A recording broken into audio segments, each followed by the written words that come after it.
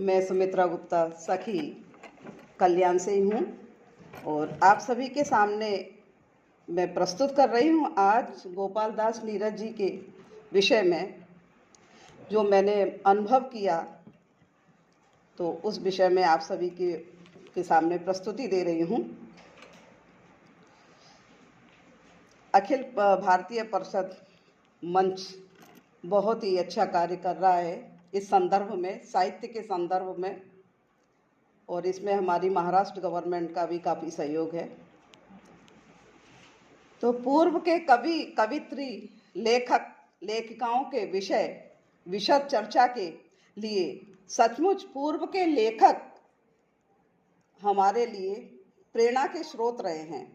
हम उनकी रचनाओं से बहुत कुछ सीख सकते हैं, इसलिए समय समय पर हमें पूर्व के लेखक, लेखिकाओं, कवि, कवित्रियों को पढ़ते रहना चाहिए और ये सौभाग्य हमारा ये मंच हमको देता है।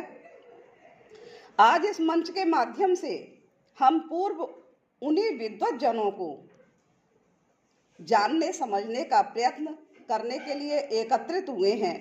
बहुत अच्छा लग रहा है कि हम बहुत से विद्वज्जनों के द्वारा पूर्व के लेखकों के विषय में व्याख्याएं सुनने का सौभाग्य प्राप्त कर रहे हैं।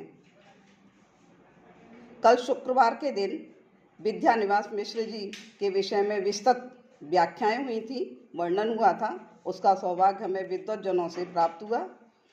आज इस सभागार में हम गोपाल दास नीरज जी के लेखन साहित्य के विषय में जानने, समझने और बताने के लिए एकत्रित हुए हैं। मैं भी आज उन महान लेखक गोपाल दास नीरज जी के विषय में अपनी प्रस्तुतियां दे रही हूँ। सचमुच गोपाल दास नीरज जी ने अपने लेखन के माध्यम से बहुत कुछ दर्शाया है।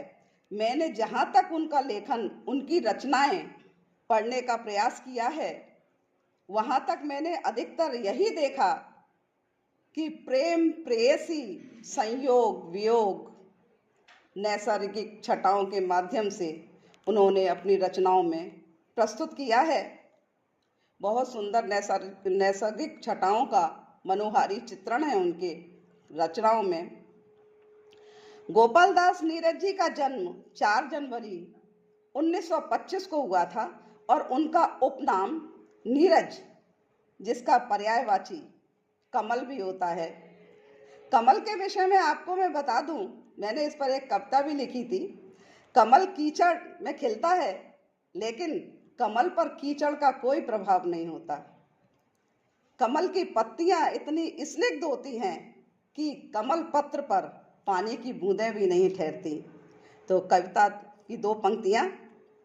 कमल और कलम, कमल और कलम में शब्दों का उलट फेर है।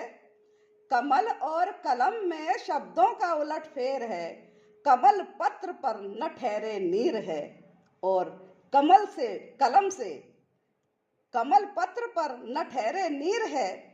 कलम से बचे ना कोई शब्दों के तीर हैं। कलम से बचे ना कोई शब्दों के तीर हैं। इस पर मेरी पूरी कविता लिखी हुई है। धन्यवाद। गोपाल दास जी का जो जन्म स्थान था वो कुरावली, इटावा, उत्तर प्रदेश था। मैं भी उधर उत्तर प्रदेश से ही हूँ, नज़दीक है टूंडला, उसके पास।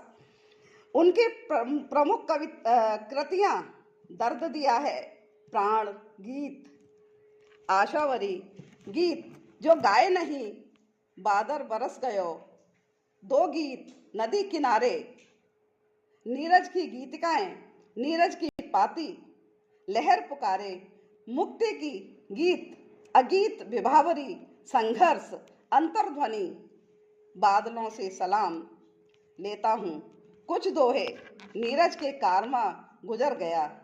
इस तरह से उनकी